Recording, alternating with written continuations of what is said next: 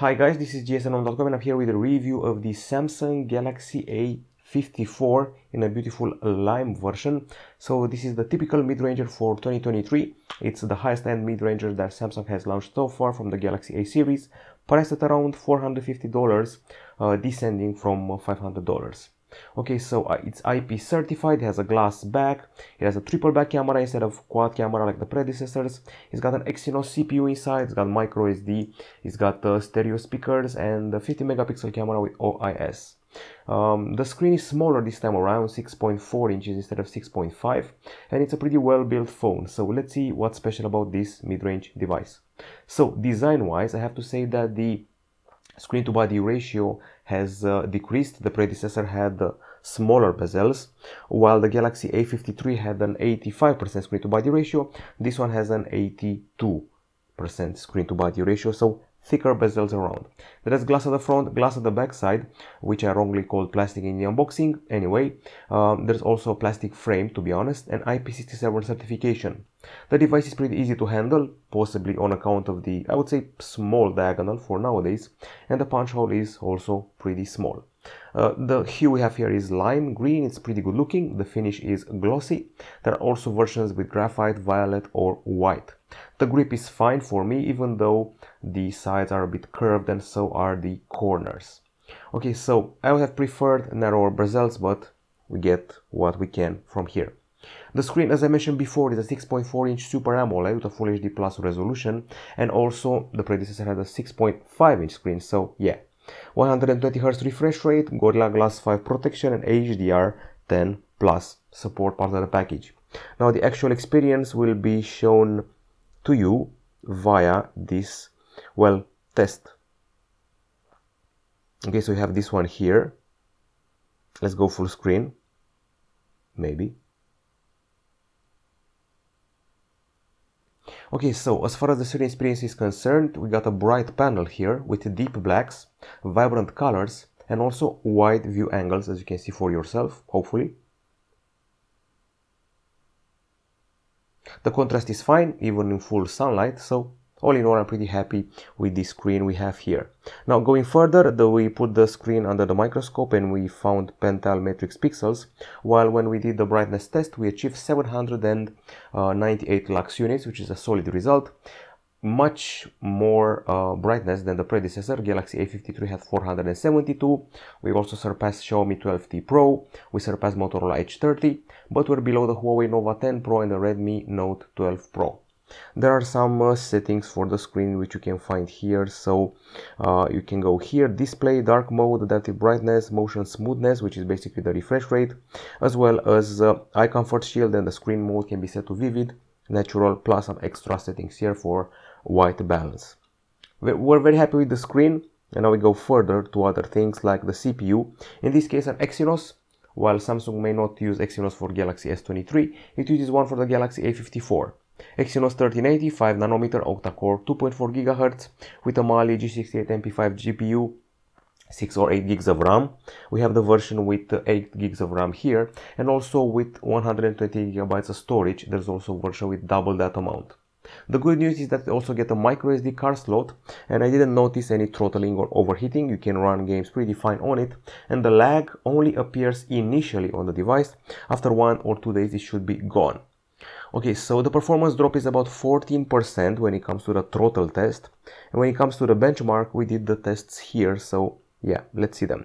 In AnTuTu 9 here we are with 512k points, just a bit above the Galaxy A52s 5G, also above the Vivo V23 and the Redmi Note 12 Pro Plus, which is a pretty big compliment because that model has a pretty potent MediaTek Dimensity CPU. We're below the Honor 70 and also we're below the Motorola Edge 30 in this result. Going further, Geekbench 6 multi-core subtest, just above Galaxy A34 by a bit and the Moto G73, plus beating again the Redmi Note 12 Pro Plus, a feat that this phone can achieve. It's actually below only flagships. We haven't tested many phones with this brand new benchmark, so yeah, pretty decent result. When it comes to gaming, we have 3D Mark, Slingshot Extreme, here we are, just above the Xperia One and OnePlus 6T, but a more relevant comparison is the fact that we're beating the Vivo V23 and the Redmi Note 12 Pro. We're below the Honor 70 and the Motorola age 30. If you're wondering about the temperature, we have tests for it as well. So in benchmarks we achieve 41.7 degrees Celsius. Yes, it gets quite hot. In games it's more domestic, 34 degrees Celsius. So yeah, in general fine, but if you're playing a game for too long, you may experience some overheating. The battery is a 5000 mAh unit, a lithium polymer kind, 25 watt wired charging available, but we don't have a charger in the box. Now, as far as the battery tests are concerned, here we are with a video playback test. A pretty solid 20 hours and 12 minutes. It's above the Samsung Galaxy A53 by about 2 hours and above the Redmi Note 12 Pro and the Huawei Nova 10 Pro. With this value, it's also inferior to the Honor Magic 5 Lite and the Nothing phone, just so you know. Now we go further to PC Mark continuous usage. We're at 12 hours and 51 minutes. It's not bad, but it's also not a record breaker. I would say that it's above the Poco X4 GT and above the Nothing phone, but below the Galaxy A53 by about 25 minutes. It's also below the Honor 70, plus it's below the Motorola Edge 30 Neo. The charging is, I would say, modest, 1 hour and 27 minutes, something you'd encounter a few years ago. We use a third-party charger, and after about 15 minutes of charging, you're at just 26%. Half an hour is 46%. There are also power-saving options in case you want them. Now we move further. We don't find any audio jack here. We have stereo speakers, which are this one here, and the earpiece, which is well hidden at the top side. Now, as usual, we have some Dolby Atmos features here, and we're going to have to look for them. Here we are, Dolby Atmos for gaming. These modes, auto, movie, music and voice, the equalizer with genres and 9 custom channels, plus the UHQ upscaler. When it comes to the decibel tests, we have them here, so we start off with the acoustic test, 76.6 decibels at the top and 84.3 decibels at the bottom. It's clear that the bottom speaker does the heavy lifting. With this result, we beat the Galaxy A53, Honor 70 and Huawei Nova 10 Pro, but we scored below the Motorola Edge 30 and the Vivo X80 Lite. In gaming, it's a pretty modest result. It's actually at the bottom of our ranking, 90.1 decibels. It's below the Huawei Nova 10 Pro, Galaxy A53, and also hundreds of other phones. It only beats a few handsets, very few modern ones, Xiaomi Mi 11 Lite and Honor Magic 5 Lite. Now, camera wise, this punch hole here hides a 32 megapixel camera with fixed focus and 4K capture, while at the back side the predecessors had quad cameras. This one has a triple camera. It includes a 50 megapixel main camera with optical image stabilization, PDAF and f1.8 aperture, 12 megapixel camera ultra wide f2.2 aperture and 123 degrees, 5 megapixel macro camera. So yeah, that's about it. Now let's talk about the samples we took with this handset. We have quite a few of them, actually 256 of them here. Okay, so let's start with the selfies, first analyzing what the selfie camera can do. So here we are, these are the selfies taken with the handset, and just like the Galaxy S series, the device is able to capture especially the portraits in a pretty fine manner, and I have to say I'm loving the colors captured here. And this is the portrait with a pretty solid cut of the face over the background, but sometimes there are missed bits and pieces, as you can see here on the side of the glasses.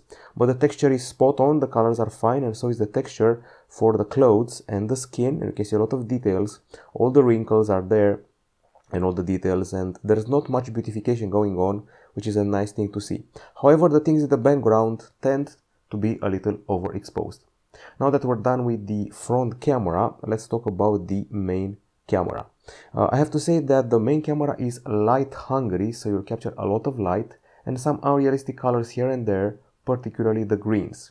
Now, if you're going with the ultra wide camera, the colors will be a tad darker. That's something I noticed here. And when you're testing the zoom, you'll be met with fine results up to about 4x.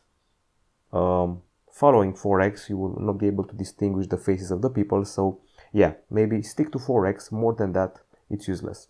Now, if you want close-ups and macros, the phone does a fine job, but you may have to do several takes in order to achieve a proper macro and a proper focus. Okay, now let's actually switch to landscape so we can get a better view of the captures here. I'll say it again, the greens are a bit too vibrant for my taste, but the other colors we capture are quite stunning. Especially the reds. Red flowers are a challenge for any handset out there, but this one manages to capture them pretty fine. Here you can see a missed focus, but it's fixed here. So plenty of details, solid focus all around, and some nice landscapes to glance at, and not a bad looking sky. So this is a regular shot, this is an ultra wide shot, where the things get a bit darker, although that's not necessarily a disadvantage considering how light hungry the main camera is. And several close-ups and macros for all of you buffs of the very close focus and autofocus. Okay, so that's the daytime capture. It's hard for me to say that I feel an upgrade from the Galaxy A53. We're keeping the same lines as the Galaxy A52s and A53, maybe with better calibrated colors and improved close-up capture. So yeah, there you have it. If they were to fix the vibrant nature of the greens, I would be a bit happier, but all in all, feels like a solid mid-ranger, maybe on par with the likes of, I don't know, maybe Nothing Phone 1 or Honor 70. And we can get extra colors here, just in case you're wondering. All of the colors are shown here. Okay, so this has been the daytime camera. Let's talk about the nighttime camera. And this time I have a few objections. So first of all, if you're going to take meaningful shots, you should definitely rely on the night mode, which is the star, the attraction of the phone. And you're definitely going to catch some nice colors. So this photo doesn't say anything to me. It's not expressive, but the night mode one is actually quite solid. One thing that's persistent through the captures is the fact that the street lights halos are a bit big, and every once in a while there's a bit of a purple hue which may be annoying. Now the ultra-wide camera isn't even worth mentioning. That's one sample. It's noisier, the lights are too big, and there are deformities on the sides. So yeah, stick to night mode, you'll be more than happy with the results, even though every once in a while I feel that all of the lights are exaggerated in here, and sometimes you'll not be able to distinguish the writing on some of the logos. So you should better remember that. But night mode should fix pretty much all of your complaints regarding such situations. Okay, so that's pretty much it as far as the low light is concerned. Let's talk about the videos now, and we have an app for that, which shows us that we have 21 videos in total, and let's actually check them out. So this is the focus test, which is passed with flying colors, I'd say. Well, this one here is a panning test. Excuse me, it's actually the zoom test. Just like the photos, up to 4x is fine. More than that, well, you'll see some noise. Okay, here you can see the colors, which somehow aren't as vibrant as the photo ones, which is actually a good thing. If you're going for stabilization, Full HD gives you the super steady shot, and it's actually the steady shot is the one we're going for here. So Full HD is steady shot, and it's quite steady. I'm happy with it, but you're losing details on account of it, well, not being 4K. If you want 4K, you're going to lose stabilization. You can tell that. You can see that wobbly motion, but you're gaining details. So yeah, the wobbleness also appears when panning. That's something which I noticed here. But once again, stabilization is fine in Full HD, and when you stick to the steady mode, the dedicated steady mode. Let's search for more colors here. Now I'm happy with the level of detail here. It's pretty solid. You see such level of detail at these rocks on flagships a few years ago. So yeah, I'm content. Maybe except for the slight overexposure here and there of the greens. Okay, so let's maybe also check out a selfie video or two. It's vlogging material, I'd say. Pretty crisp, nice texture, details and lighting. And the background even looks better than the selfie photos.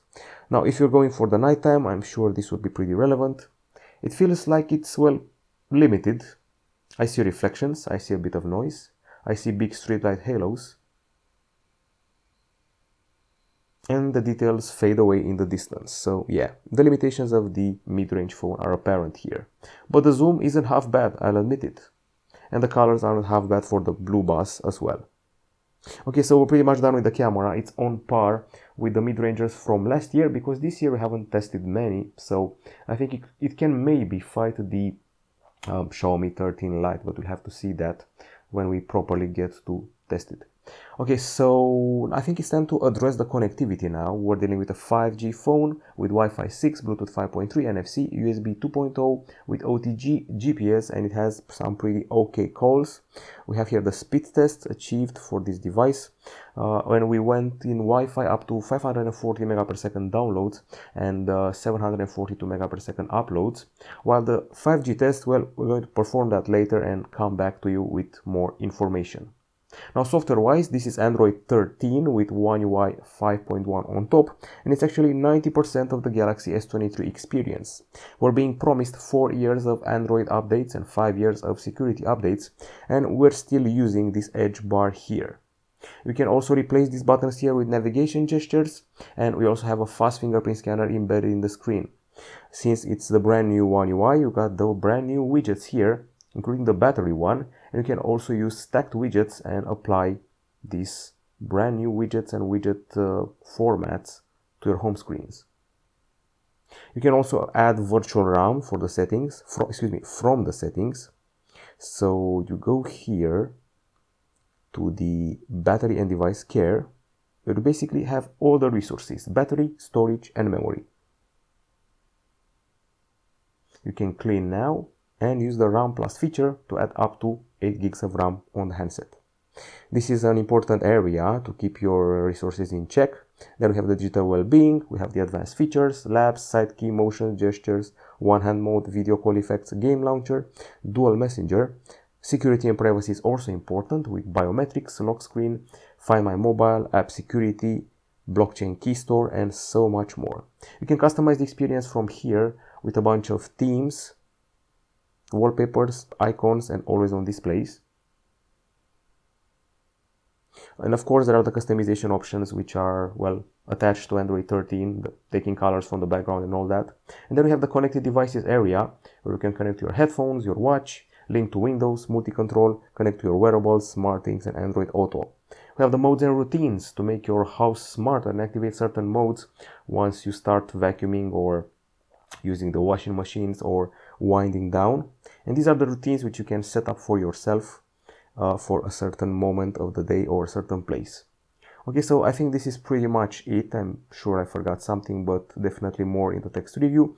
Okay, so as far as the pre-installed apps are concerned, there's definitely no bloatware here. These are the main Samsung apps: SmartThings, Voice Recorder, Internet, Samsung Health, AirZone, Bixby, Smart Switch as well. This is the Google Suite. Of course, we got the Microsoft Suite, 365, OneDrive, LinkedIn, and Outlook, the Play Store, Samsung Members, Galaxy Store, Facebook, Spotify, Netflix, and a bunch of other basic apps, including Samsung Notes for note-taking, and the game launcher here with its own set of settings, which can actually tweak the performance in games.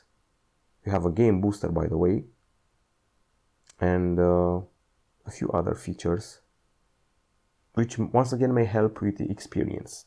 When everything's said and done, I think it's time for the verdict for the Galaxy A54. Okay, so let's start first with the pros and cons of the Galaxy A54. So on the pro side, we obviously have this very bright screen, which is satisfying in both colors and brightness. And also it's easier to handle compared to other mid-range phones on the market. We have an excellent nighttime capture. I'm talking about the photos only. A good set of pics taken with the main camera, also not bad ultra wides, nice macros but after a few attempts, solid selfie videos even in 4K, and a premium build with glass at the backside and a solid frame and pretty nice grip. There's the IP certification, the micro SDS pluses, 4 years of updates, and a pretty okay battery life. Now those are the pros. On the cons, the bezels are large. We have an Exynos CPU which still doesn't impress people as much as the Snapdragons. The charging is on the slow side, we don't have a charger in the box. The nighttime videos and well, the nighttime selfies aren't that impressive. And also the speakers, volume-wise, didn't impress me that much. Plus the stabilization in 4K when panning, it's a bit wonky for me. In the end, this feels like a device which, well, if you really want it, you definitely get this color and wait for the price to drop a bit, maybe around Black Friday or around the end of the summer, if you can wait that much. I feel it's good for a student right now, for a person who lives during the night, because it has a solid night mode and solid selfies. So vloggers and I would say people who binge watch things on this excellent screen in spite of its bezels. And finally, we have a mid-range phone which is good enough for people with small hands. That's the thing. This diagonal is the sweet spot, which I haven't seen in a while. 6.4 inches. After so many 6.67 inch devices, it's finally a breath of fresh air. So get it for the build, for how comfortable it feels, for the vlogging selfie camera, and for the night mode. Those are the core attributes. And the Exynos shouldn't be considered that bad compared to the Snapdragon, even though, honestly, I'm pretty curious how this phone will run 4 years from now when it gets the last Android. That's it from GSMDome.com. Hope you enjoyed this review. We'll be back with more soon. Goodbye.